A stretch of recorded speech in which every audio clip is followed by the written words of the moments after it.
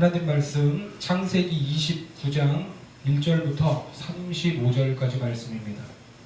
창세기 29장 1절부터 35절까지 말씀입니다.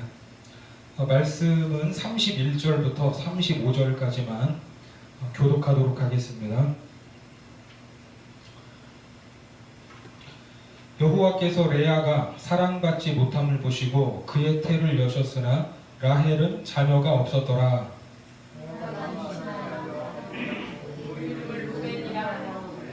여호와께서 나의 괴로움을 돌보셨으니 이제는 내 남편이 나를 사랑하리로다 하였더라. 그가 다시 임신하여 아들을 낳고 이르되 여호와께서 내가 사랑받지 못함을 들으셨으므로 내게 이 아들도 주셨도다 하고 그의 이름을 시므온이라 하였으며 그가 또 임신하여 아들을 낳고 이르되 내가 그에게 새 아들을 낳았으니 내 남편이 지금부터 나와 연합하리로다 하고 그의 이름을 레이라 하였으며. 같이 봅니다. 그가 또 임신하여 아들을 낳고 이르되 내가 이제는 여호와를 찬송하리로다 하고 이로 말미암아 그가 그의 이름을 유다라 하였고 그의 출산이 멈추었더라.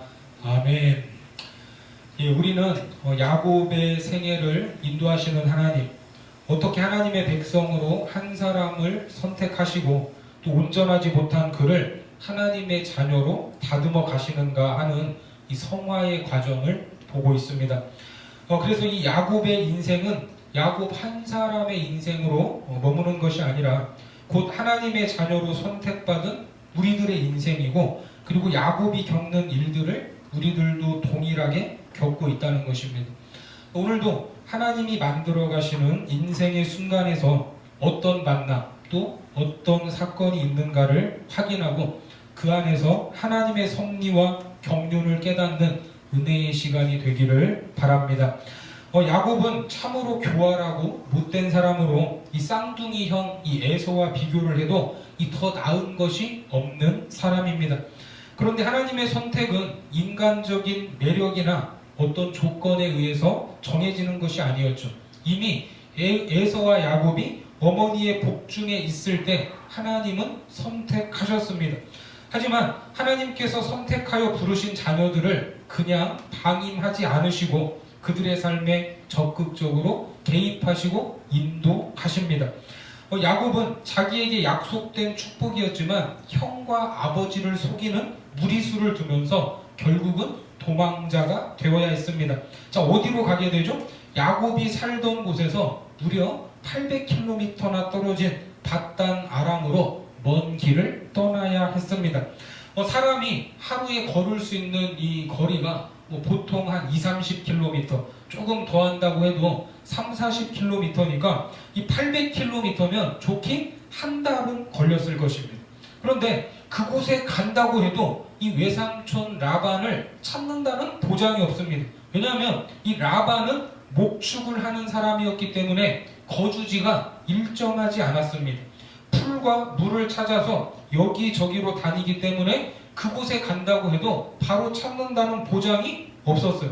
그런데 이제 야곱이 떠난 그 길에 이제 오늘 본문에서 한 우물이 있는 곳에 도착하게 됩니다. 자, 본문 1절과 2절 말씀 같이 읽겠습니다. 시작. 야곱이 길을 떠나 동방 사람의 땅에 이르러 본즉 들에 우물이 있고 그 곁에 양 세 떼가 누워 있으니 이는 목자들이 그 우물에서 양떼에게 물을 먹임이라. 큰 돌로 우물 아귀를 덮었다가. 자, 여기서 야곱이 본즉, 이 전에도 한번 나왔지만 이것은 야곱이 보려고 해서 본 것이 아니라 하나님이 야곱으로 하여금 보게 하셨다는 말입니다. 그러니까 누가 인도하신 거예요? 하나님의 인도하심을 강조하는 말입니다. 처음 가보는 곳, 갔어도 찾는다는 보장이 없는, 얼굴도 본 적 없는 외삼촌을 찾아 나섰는데 그 땅에서 처음 본 것이 뭐예요? 우물이었습니다. 창세기 28장 15절 말씀에 내가 너와 함께 있어 네가 어디로 가든지 너를 지키며 너를 이끌어 이 땅으로 돌아오게 할지라. 내가 너에게 허락한 것을 다 이루기까지 너를 떠나지 아니하리라 하신지라. 자, 이것이 어디에서 주신 약속의 말씀입니까?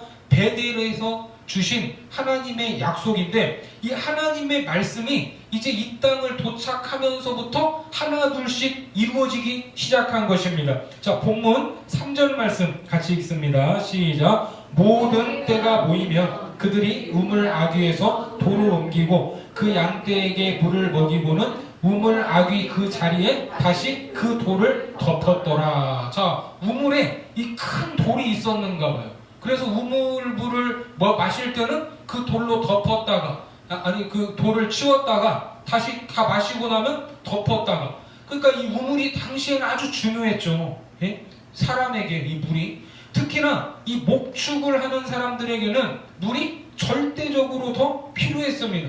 그래서 어느 지역에 이제 물이 나오면 그 우물을 이제 큰 돌로 막아서 우물을 만들고 모두가 이용할 수 있도록 했는데, 이 돌은 그냥 작은 돌이 아니라 한 성인 한 두세 명이 힘을 합쳐야 이렇게 옮길 만큼의 그러한 돌이었습니다. 자, 때마침 그 우물에 갔더니 양떼에게 물을 먹이는 목자들을 만났는데 그들에게 야곱이 물어요. 자, 뭘 물었겠습니까? 본문 4절과 5절 같이요. 시작. 야곱이 그들에게 이르되 내 형제여 어디서 왔느냐? 그들이 이르되 하란에서 왔노라. 야곱이 그들에게 이르되 너희가 나홀의 손자 라반을 아느냐? 그들이 이르되 아노라. 자, 어떻습니까? 라반에 대해서 물었더니 이 목자들이 라반을 안다고 대답을 하는, 얼마나 반가운 말입니까? 그래서 또 물어요. 자, 6절부터 8절까지 말씀 같이 봅니다. 시작. 야곱이 그들에게 이르되 그가 평안하냐? 이르되 평안하니라. 그의 딸 라헬이 지금 양을 몰고 오느니라. 야곱이 이르되 해가 아직 높은즉 가축 모일 때가 아니니 양에게 물을 먹이고 가서 풀을 뜯게 하라. 그들이 이르되 우리가 그리하지 못하겠노라. 때가 다 모이고 목자들이 우물 아귀에서 돌을 옮겨야 우리가 양에게 물을 먹이느니라. 자, 이 우물은 공동 소유라고 했죠. 이 개인의 소유가 아니라 공동 소유인데, 이 양에게 물을 먹이려면 이제 여러 양떼 그리고 그 목자들이 와서 무엇을 옮겨야 돼요? 이 돌, 이 우물을 막고 있는 돌을 옮겨야 했습니다. 그런데 이 대화 중에 갑자기 야곱이 이 목자들에게 뭐라고 말했어요? 야, 지금 해가 아직 중천에 있는데 지금 양떼들에게 물 먹일 시간이냐? 가서 뭘 먹이라고요? 가서 풀이나 더 뜯게 해라. 이렇게 이야기를 한 거예요. 아니, 야곱 자기가 뭔데 이 처음 보는 목자들에게 양에게 물을 먹여라, 풀을 뜯겨라, 이런 요구를 할 수 있어요, 없어요?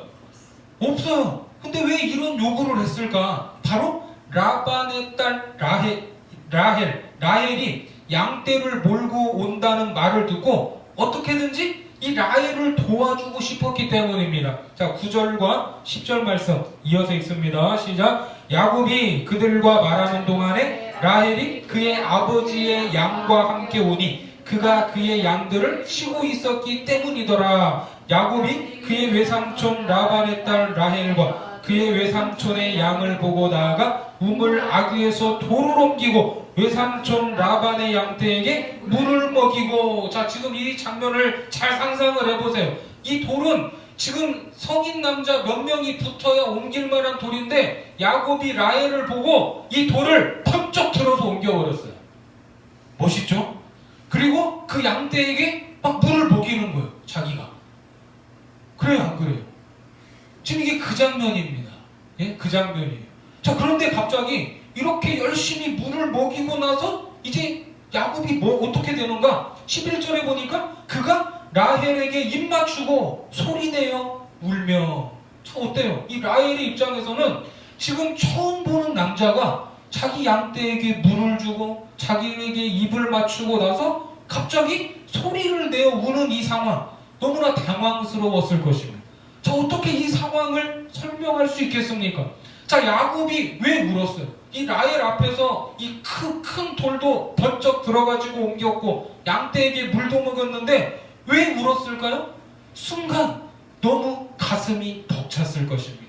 하나님이 그 우물을 보게 하시고 라반을 아는 목자들까지 만났는데 때마침 그 자리에 누가 왔어요? 라반의 딸 라헬이 양떼를 몰고 거기로 왔으니까 이처럼 순적한 만남이 어디 있습니까? 예? 하나님이 인도하셨어요? 인도하지 않으셨어요? 인도하셨어요. 이것은 우연이 아닌 하나님의 계획이요 인도하심이라는 것을 알았기 때문에 감격을 억제할 수 없었던 것입니다.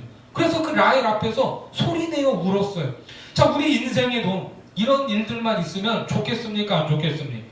저 얼마나 좋겠습니까? 감사가 터져 나오고, 과연 하나님은 살아계신다고 하고 하나님을 찬송하지 않을 수 없을 것입니다. 그렇죠? 그런데 하나님은 이렇게 우리를 감격스럽게도 인도하시지만 우리가 정말 겪지 않았으면 하는 일들도 때로는 만나게 하신다는 것. 자, 계속 본문을 보겠습니다. 자, 12절 말씀 같이 봅니다. 시작. 그에게 자기가 그의 아버지의 생질이요 리브가의 아들됨을 말하였더니 라헬이 달려가서 그 아버지에게 알림해. 자기에게 호의를 베풀고 갑자기 목 놓아 울었던 이 남자가 아버지의 조카라는 사실을 알게 된 라헬은 아버지에게 이 사실을 알립니다. 그랬더니 라반이 달려왔어요. 자, 13절과 14절 같이 봅니다. 시작. 라반이 그의 생질 야곱의 소식을 듣고 달려와서 그를 영접하여 안고 입맞추며 자기 집으로 인도하여 드리니 야곱이 자기의 모든 일을 라반에게 말하며 라반이 이르되 너는 참으로 내 혈육이로다 하였더라. 야곱이 한 달을 그와 함께 거주하더니. 자, 라반 역시 이제 생전 처음 보는 이 여동생의 아들, 이 조카를 반갑게 맞이했고, 야곱은 자기를 환대하는 삼촌에게 그동안 집안에 있었던 모든 일들을 다 이야기했습니다. 그런데 라반은 이것을 알고 이제 후에 악용을 하죠. 아무튼 다 이야기를 했어요. 자, 15절 말씀. 라반이 야곱에게 이르되 네가 비록 내 생질이나 어찌 그저 내 일을 하겠느냐. 네 품삯을 어떻게 할지 내게 말하라. 자, 품삯을 어떻게 할지 말하라고 하지만 이 말은 정당한 대가를 주겠다 하는 말인데, 이제 나중에 가서 보면 알지만 정당해요? 정당하지 않아요? 절대 정당하지 않았습니다. 계속해서 부당한 일들이 일어나요. 그래서 이제 야곱은 세상 사람, 철저하게 세상 사람인 외삼촌 라반의 집에서 인생의 쓴맛을 하나둘씩 보게 됩니다. 자, 이제 그 서막이 시작이 돼요. 자, 누구와의 만남입니까? 자, 본문 16절 말씀 같이 봅니다. 시작. 라반에게 두 딸이 있으니 언니의 이름은 레아요 아우의 이름은 라헬이라. 자, 라반에게 몇 명의 딸? 2명의 딸이 있다고 합니다. 자, 남자 1명에 여자가 2명이면 이게 무슨 관계예요? 삼각관계죠. 자, 삼각관계. 예? 비록 이 레아와 라헬이 자매 사이였지만 이제 앞으로 감당하기 어려운 일들이 일어날 것을 암시하고 있습니다. 자, 이렇게 자매가 등장을 했는데 이 자매가 이 외적으로 닮은 것 같지는 않습니다. 자, 17절 말씀 같이요. 시작. 레아는 시력이 약하고 라헬은 곱고 아리따우니. 언니와 동생의 외모 차이가 한눈에 봐도 달랐습니다. 자, 레아의 시력이 약하다 하는 것은 이 시력이 0.1 아니 뭐 마이너스 뭐 몇이다 그런 말이 아니라 이 눈이 이게 총명하지 못하고 이게 좀 이렇게 약간 개심칠해가지고 이렇게 아래로 처진 듯한, 예? 이게 시력이 약하다라는 뭐 그런 의미입니다. 그러니까 이게 사람이 딱 외모에서 눈이 차지하는 비중이 커요, 안 커요? 크잖아요. 이게 눈이 어떻게 생겼느냐에 따라서 이게 외모 차이가 나는데, 당연히 레아의 눈이 개슴츠레하고 이게 총기도 없는 것 같고 처져 있으면 이 야곱도 보는 눈이 있는데 누구에게 더 관심을 갖겠습니까? 그렇죠, 라헬이죠. 자, 18절 같이요. 시작. 야곱이 라헬을 더 사랑함으로 대답하되 내가 외삼촌의 작은 딸 라헬을 위하여 외삼촌에게 7년을 섬기리다. 외모가 출중하고 총기가 있고 그리고 아버지의 양떼를 이끌고 다니면서 물을 먹일 만큼 다부진 라헬을 사랑할 수밖에 없었습니다. 어쩌면 이 우물에서 처음 만났을 때 야곱의 마음이 끌렸을지도 몰라요. 그러니 라반이 내가 너에게 마땅한 품삯을 주겠다 이렇게 말을 했지만 야곱은 뭐라고 말해요? 저는 돈 필요 없고 누구를 달라는 거예요? 라헬, 작은 딸 라헬을 달라고 말한 것입니다. 자, 19절과 20절 말씀 같이 봅니다. 시작. 라반이 이르되 그를 내게 주는 것이 타인에게 주는 것보다 나으니 나와 함께 있으라. 야곱이 라헬을 위하여 7년 동안 라반을 섬겼으나 그를 사랑하는 까닭에 7년을 며칠같이 여겼더라. 자, 얼마나 라헬을 사랑했습니다. 라헬과 결혼하고 싶었으면 7년이라는 시간을 헌신하는데 그 7년이 그냥 며칠같이 훅 가버렸어요. 그런 만큼 열정이 있었습니다. 그렇게 7년을 보내고 나서 이제 삼촌, 이제 장인어른이죠? 그 장인어른에게 당당하게 말합니다. 뭐라고 말합니까? 21절에 보니까 야곱이 라반에게 이르되 내 기한이 찼으니 뭘 달라고요? 따님을 달라고 하는 게 아니라 내 아내를 내게 주소서. 내가 그에게 들어가겠나이다. 이제는 합법적으로 라헬이 내 아내니까 내 아내를 내놓으라고 통보하는 것입니다. 자, 이제 얼마나 이 날을 기다리고 기다렸어요. 7년 동안. 자, 22절 같이 봅니다. 시작. 라반이 그곳 사람을 다 모아 잔치하고. 22절. 예, 22절요. 시작. 라반이 그곳 사람을 다 모아 잔치하고. 이제 결혼식이니까 이 라반이 사람들을 불러서 결혼 잔치를 이제 열었습니다. 이제 많은 사람들 증인 앞에서 자기 딸을 합법적으로 야곱의 아내로 만들 생각이었습니다. 그런데 야곱이 합법적으로 만들고 싶은 딸은 라헬이 아니라 누구였어요? 레아였어요. 레아.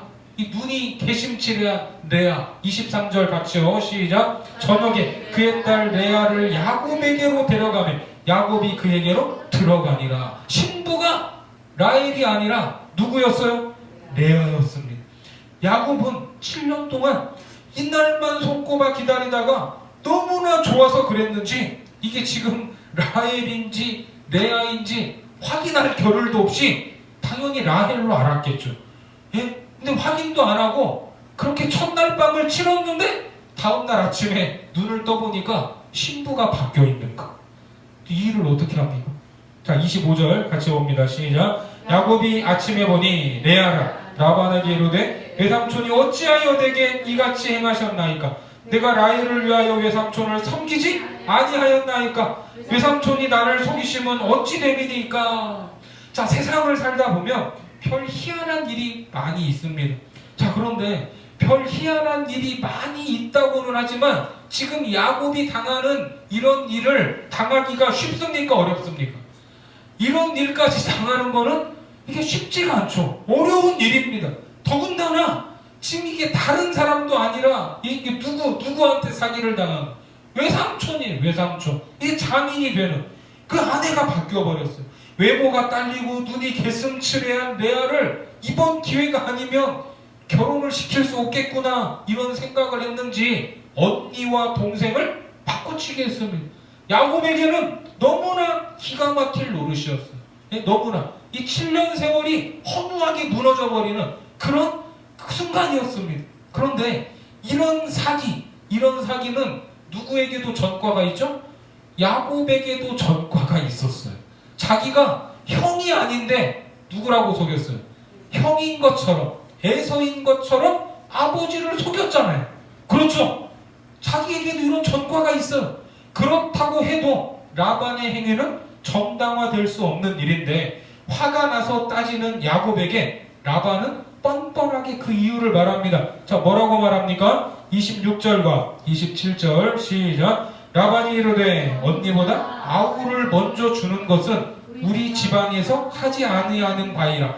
이를 위하여 7일을 채우라. 우리가 그도 내게 주리니 네가 또 나를 7년 동안 섬길지니라. 자, 여기에 처음에 뭐라고 말합니까? 이를 위하여 며칠을 채우라고요? 7일을 채우래요. 7일. 자, 왜 7일입니까? 고대 금동에서는 이 결혼잔치, 결혼 예식이 며칠 동안 진행이 됐어요?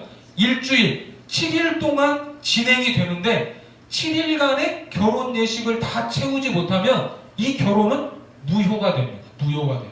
그러니까 야곱이 이거 사기다 하고 나 이제 이거 예식 못한다 하면 첫날 밤을 치렀든 안 치렀든 이게 무효가 되는 거예요. 예? 그러니까 동생이 언니보다 먼저 결혼하는 법은 없다고 하면서 이 레아와의 결혼을 합법화하려고 며칠을 채우라는 거예요. 여러 증인들 앞에서 7일을 채우라고 하는 겁니다. 7일을. 사실 언니가 먼저 결혼을 하는 것이 풍습이었다면 왜 지금까지 이야기 안 해줬어요? 7년 동안 뭐 했어요? 그러니까 이거는 그냥 핑계였습니다. 핑계. 어떻게든지 야곱을 더 부려먹을 마음이었던 것입니다. 이렇게 큰 건으로 라반에게 속은 야곱은 이제 앞으로 믿을 사람이 있어요, 없어요? 믿을 사람이 하나도 없는 거예요. 이 사람을 어떻게 믿습니까? 예? 딸들을 바꿔치기 해가지고 이런 사기 결혼을 하게 하는 이 장인을 어떻게 믿어요? 그런데 이 사람이 이 사기꾼이라는 걸 알았지만 또 마땅히 이 장인을 대항할 만한 힘이 있어요, 없어요? 힘도 없어요. 그냥 알고 있지만 눈을 뜨고 당해야만 했습니다. 그런데 이런 일들은 우리에게도 마찬가지일 때가 있습니다. 분하고 억울한 일을 우리가 당할 때가 있어요, 없어요? 당할 때가 있죠. 그런데 그 앞에서 어찌할 수 없을 때가 있습니다. 분명히 상대의 잘못인데 교묘하게 그 잘못을 나에게 뒤집어 씌우면 당할 수밖에 없는 것. 오늘 야곱의 모습을 보면 참 처량하지 않습니까? 그런데 저항할 수 있는 힘이 없습니다. 앞으로도 라반의 뜻대로 모든 것이 진행되고 라반의 소나기에서 벗어날 수 없을 것만 같습니다. 하지만 우리가 믿는 하나님은 어떤 분이십니까? 그의 자녀들의 억울함과 원통함을 기쁨과 찬송으로 바꿀 수 있는 분입니다. 우리는 당장 피해를 본 것 같아서 억울하고 약속을 했는데도 사기를 당해서 원통하지만 하나님은 그것조차도 그분의 섭리와 경륜으로 바꾸실 수 있는 분임을 믿습니다. 야곱이 도망자처럼 집을 떠나 한 몸 뒤일 것도 없이 길거리에서 돌을 베고 자고 있을 때 하늘문이 열리는 것을 봤습니다. 그때 야곱이 뭐라고 했어요? 28장 16절 말씀 같이 봅니다. 시작. 야곱이 잠이 깨어 이르되 여호와께서 과연 여기 계시거늘 내가 알지 못하였도다. 그렇습니다. 내가 혼자가 아니라는 것입니다. 지금 여기에 하나님이 계시고 그분이 나를 인도하신다는 믿음의 고백이었습니다. 그 인도하심을 따라 한 달이나 걸리는 긴 여정에서 우물로 인도함을 받았고 그 우물에서 순적하게 라헬을 만났습니다. 너무나 감격스러운 나머지 그 라헬 앞에서 소리를 내어 울지 않았습니까? 그런데 이후에는 잘못한 것도 없이 믿었던 사람에게 사기를 당합니다. 그 속을 뻔히 알면서도 어떻게 해볼 수가 없습니다. 여러분이 야곱이라면 하나님께 뭐라고 하시겠어요? 예? 우리가 지금 이 야곱의 입장이라면 뭐라고 하시겠어요? 하나님, 저에게 왜 이러십니까? 지금 이 꼴을 보게 하려고 여기까지 인도하신 겁니까? 이게 말도 안 되는 일이잖아요. 더군다나 집을 떠날 때 아버지 이삭이 이런 말을 했습니다. 28장 1절과 2절 말씀에 보면 이삭이 야곱을 불러 그에게 축복하고 또 당부하여 이르되 너는 가나안 사람의 딸들 중에서 아내를 맞이하지 말고 2절요 시작. 일어나 밧단 아람으로 가서 내 외조부 부두엘의 집에 이르러 거기서 내 외삼촌 라반의 딸 중에서 아내를 맞이하라. 자, 이처럼 아버지 말대로 자기가 사랑하는 여인과 결혼해서 다시 집으로 돌아갈 수도 있었는데 그렇게 라헬을 아내로 데려가면 아버지 어머니가 얼마나 기뻐하시겠습니까? 지금 부모님은 연로하셔서 언제 돌아가실지도 모르지 않습니까? 그런데 지금 몇 년을 더 묶여 있어야 돼요. 7년이나 더 묶여 있어야 했습니다. 이게 인생이 꼬여도 완전히 꼬인 것 같습니다. 그렇지 않습니까?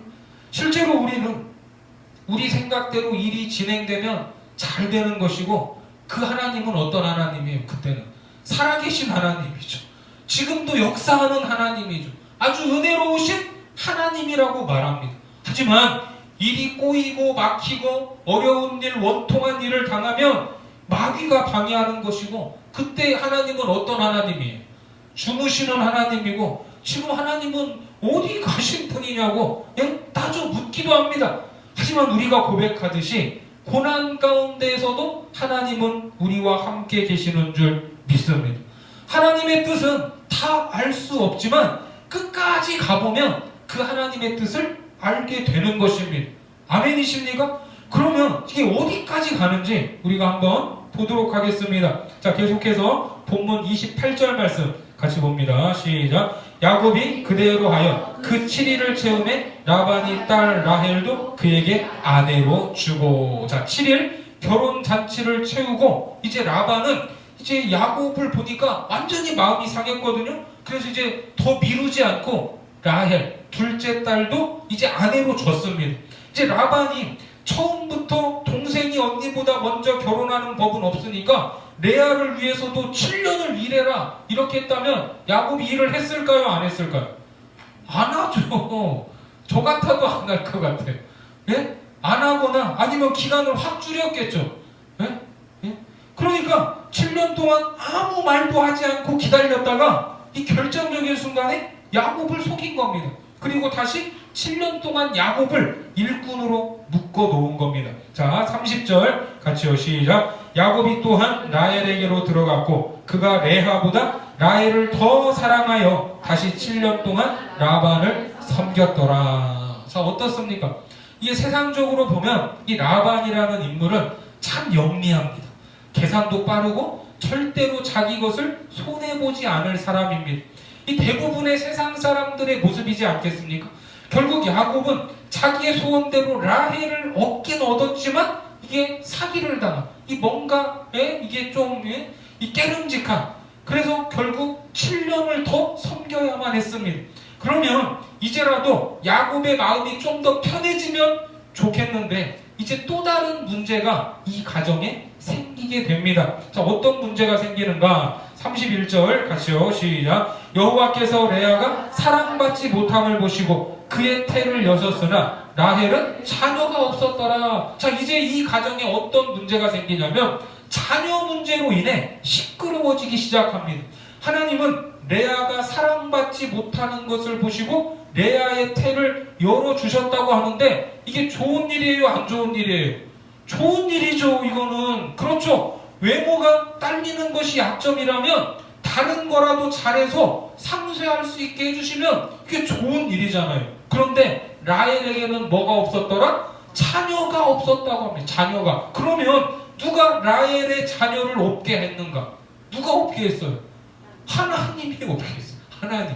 이게 이제 30장에 나오지만 언니는 자녀들, 그것도 막 아들들을 쑥쑥 낳는데 자기는 아이를 낳지 못하니까 괜히 누구를 잡고 시비해요? 남편 야곱을 잡고 시비입니다. 30장 1절과 2절 말씀해 보니까 라헬이 자기가 야곱에게서 아들을 낳지 못함을 보고 그의 언니를 시기하여 야곱에게 이르되 내게 자식을 낳게 하라. 그렇지 아니하면 내가 죽겠노라. 2절 같이요. 시작. 야곱이 라헬에게 성을 내어 이르되 그대를 임신하지 못하게 하시는 이는 하나님이시니 내가 하나님을 대신하겠느냐. 하나님이 막으셨어요. 하나님.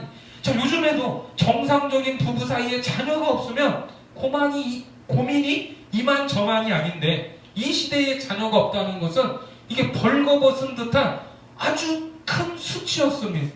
자, 그런데 우리가 생각할 것은 야곱, 레아, 라헬 그들이 무슨 잘못을 해서 무슨 큰 죄를 지어서 이런 일들을 겪는 것이 아니라는 것입니다. 사실 이 레아가 사랑받지 못해서 라헬의 태가 다쳤는데 라헬의 입장에서 보면 라헬이 야곱에게 사랑받는 게 그게 죄입니까? 죄예요? 아니 얼굴이 조금 외모가 곱고 아리따워가지고 그게 죄예요? 어디 뭐 강남에 좋은 성형외과를 알아서 외모가 그렇게 된 것도 아니고 자연적으로 타고난 거예요. 그 외모도 누가 주셨습니까? 하나님이 주신 거예요. 하나님이. 라헬이 야곱에게 만나자고 한 적도 없고 야곱이 먼저 좋아해서 14년을 봉사한 것입니다. 라헬은 아무 잘못이 없어요. 또 레아 역시 사랑받고 싶지 않은 여인이 어디 있습니까?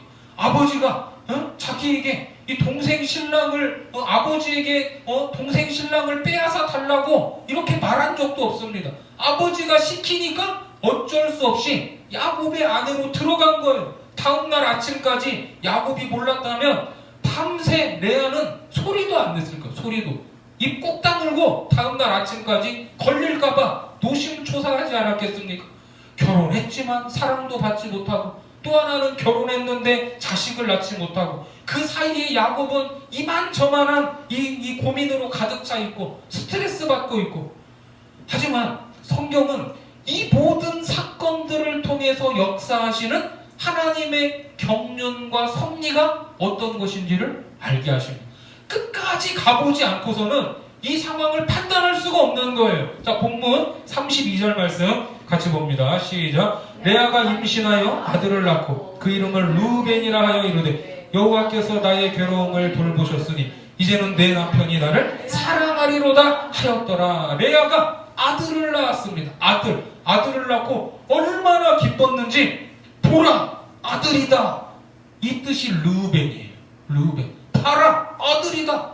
얼마나 기뻤습니까? 그렇게 첫째 아들을 낳았으면 남편이 나를 좀 사랑해 주겠지, 이런 기대가 생겼는데 남편이 사랑한 것 같아요? 사랑하지 않은 것 같아요? 사랑하지 않았습니다. 그래서 실망을 하고 다시 하나님께 기도했어요. 자, 그랬더니 33절에 보니까 그가 다시 임신하여 아들을 낳고 이르되 여호와께서 내가 사랑받지 못함을 들으셨으므로 기도했는가 봐요. 남편이 다 사랑 안 해준다고. 내게 이 아들도 주셨도다 하고 그의 이름을 시므온이라 하였으며, 하나님이 레아의 기도를 들으시고 또 아들을 주셨습니다. 시므온, 들으심이라는 뜻입니다. 하나님이 들으셨다. 그럼 이제 아들의 이름이 되었어요.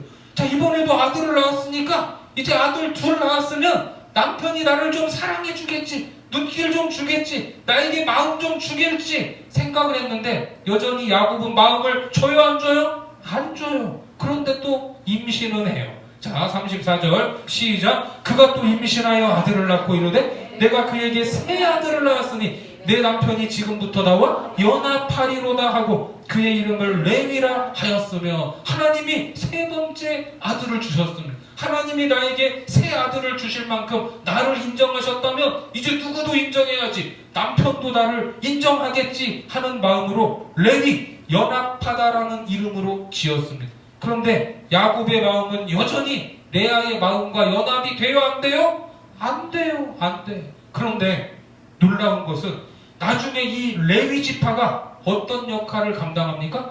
이스라엘 백성을 하나님과 이어주는, 하나님과 연합하게 하는 사명을 담당하게 됩니다.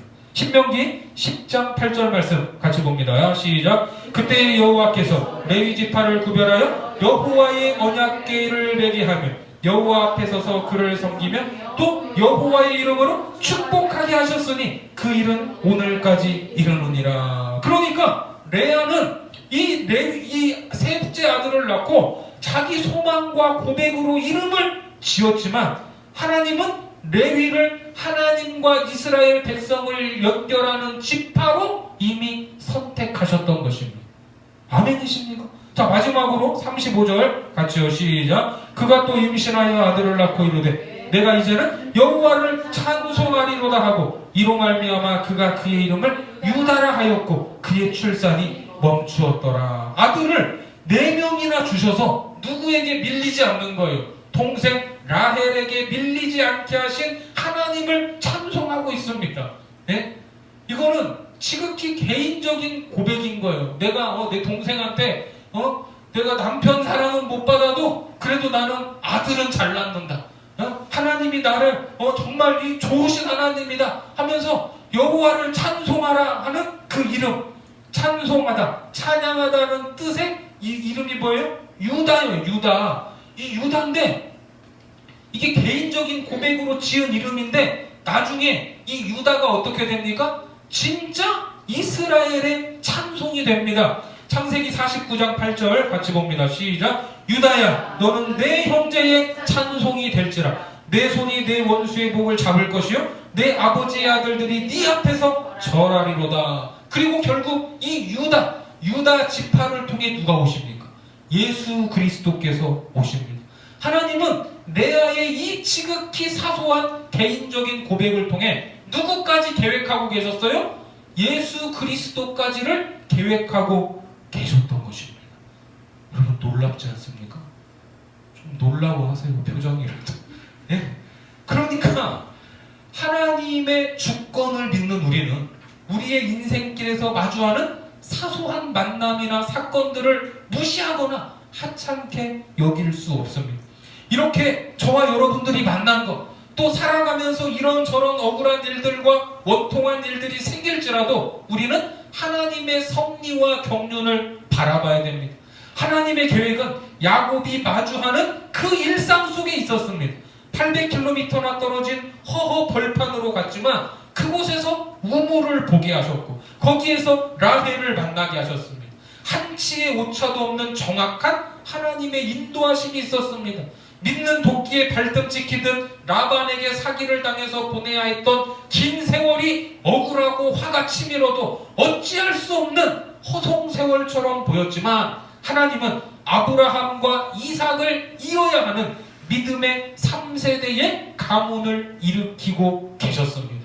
하나님은 사람이나 사건에서 어떠한 영향도 받지 않으시고 오직 하나님의 섭리와 경륜으로 오늘도 그분의 뜻을 이루어가고 계신다는 것입니다. 단 야곱이 생각하고 좋아하고 야곱이 계획했던 방법이 아니라 하나님의 방법으로 인도하십니다. 우리도 신앙생활을 하면서 행복할 때가 있죠. 내 생각과 계획대로 됐을 때 그렇습니다. 하지만 그 반대로 진행되면 사실 행복해요, 안 행복해요? 별로 안 행복해요. 원망이 되고 짜증이 나고 내가 믿는 것이 과연 맞는지 의심이 들 때도 있습니다. 그러나 오늘 본문을 통해서 알게 되는 하나님은 실수가 없으신 하나님입니다. 세상 누구라도 어떤 사건이라도 하나님이 계획하신 그 뜻을 가로막을 수 있어요, 없어요? 없습니다. 오늘도 측량할 수 없는 섭리와 경륜으로 인도하시고 올 한 해에도 우리와 우리 교회를 인도하시는 신실하신 하나님, 실수가 없으신 하나님께 우리의 모든 삶을 내어 맡기고 일상의 모든 만남과 사건 앞에서도 흔들리지 아니하고 약속의 말씀을 붙잡고 묵묵히 걸어가는 길가온의 온 성도들 되시기를 주님의 이름으로 축원합니다. 기도하겠습니다. 오늘도 우리를 인도하시는 하나님, 하나님은 실수하지 않으시는 분임을 믿습니다. 야곱의 인생길에서 내가 너와 함께 하겠다는 약속을 지키시고 그의 발걸음을 인도하셨습니다. 하지만 그 인생 가운데 때로는 일이 꼬이는 것 같고 억울하고 원통한 일들을 겪기도 합니다. 그럼에도 불구하고 하나님의 섭리와 경륜으로 우리를 향하신 뜻을 하나둘씩 이루어 가고 계심을 믿사오니 오늘 내가 만나는 모든 사람과 마주하는 어떠한 사건 앞에서도 흔들리지 아니하고 약속의 말씀을 붙잡고 믿음의 발걸음을 옮길 수 있도록 인도하여 주옵소서. 예수님의 이름으로 기도드립니다. 아멘.